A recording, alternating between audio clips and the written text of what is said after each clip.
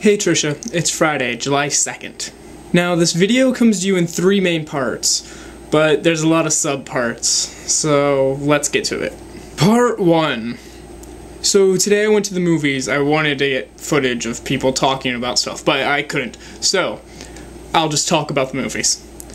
First we saw Eclipse, which was better than I expected. They stuck to the book well, which makes me happy, and they branched away from the book enough to where it was good. But I do wish... But I do wish they would actually have, you know, branched away from the this is all you see. Like, this is the whole movie. You would see this of me, shoulders up, that's it. That's it. Unless I was a werewolf, then you'd see me as a wolf. But besides that, you'd only see from here up. That bugs me. And there was like 15 minutes total of kissing and just making out in the movie. I'm like, I'm good without that. But anyway, then the second movie we saw was Avatar. M. Night Shyamalan is dead to me. That movie was horrible.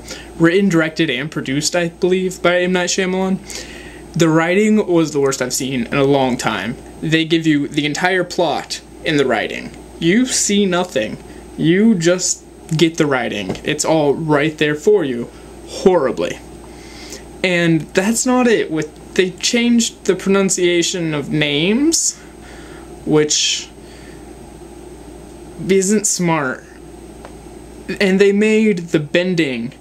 It wasn't like how you moved your hands or your pose was how it would bend and manipulate. It was more of, let's do some martial arts tricks, and then the thing will happen.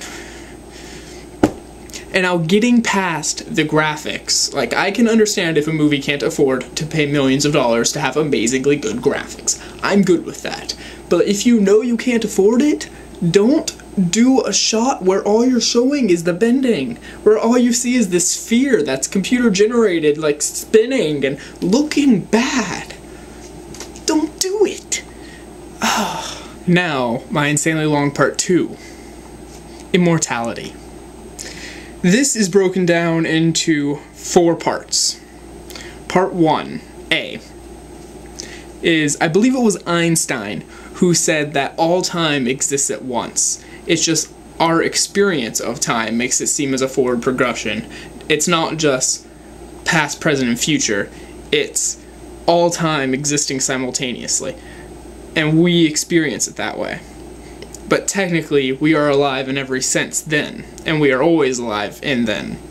So technically, in a way, you're always immortal, it's just you're not experiencing the immortality.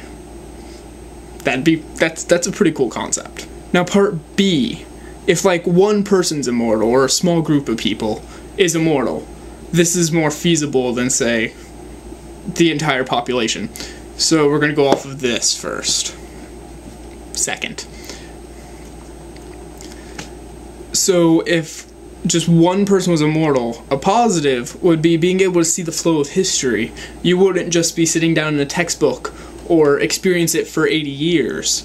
You'd be able to literally chronicle the world, which is pretty amazing. You'd be able to see everything you ever wanted to see in the world and things you didn't know you would be able to see. You would see new technologies. You could eventually get to the point to where you see so many new technologies, you could jump back into the past and see old technologies. Downsides. The obvious you see everyone die thing. The whole you would have to deal with the end of the universe a bit more personally than everyone else would. And it would really stink if we went into like another dark age and you were immortal and lived through this era. That would be bad. Now part 3, C, is everyone immortal. There's the great pluses of you never see anyone die.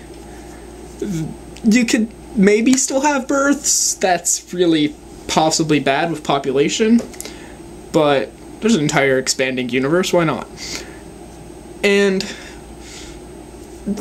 it could also cause like a very plateau of existence to where everything stays the same eventually. Like, we progress to a spot and we can't progress anymore because there's no way to break through what we have. Another negative would be if, say, no one could die, we would still have, like, Hitler on the planet or Queen Rana Valona. I just got a text message.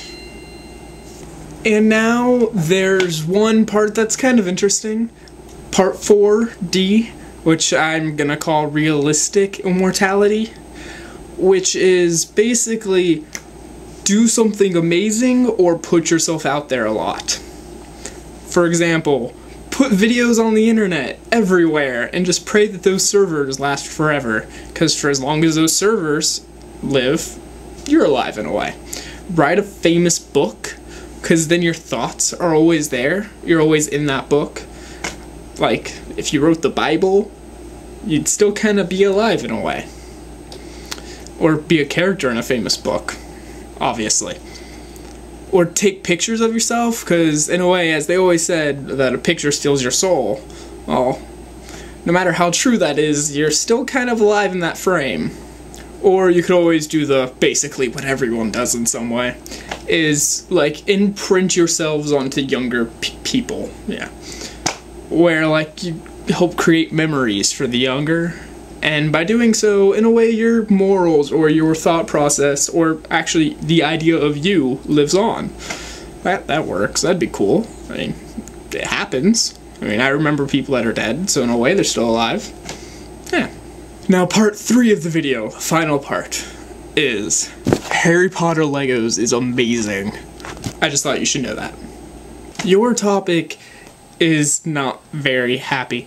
Your topic is the Gulf Coast oil disaster. The deep sea oil rig fail. Talk of what you wish about it? I don't know. I just like hearing people talk about it and know that they're still thinking of it. Fun. Bye!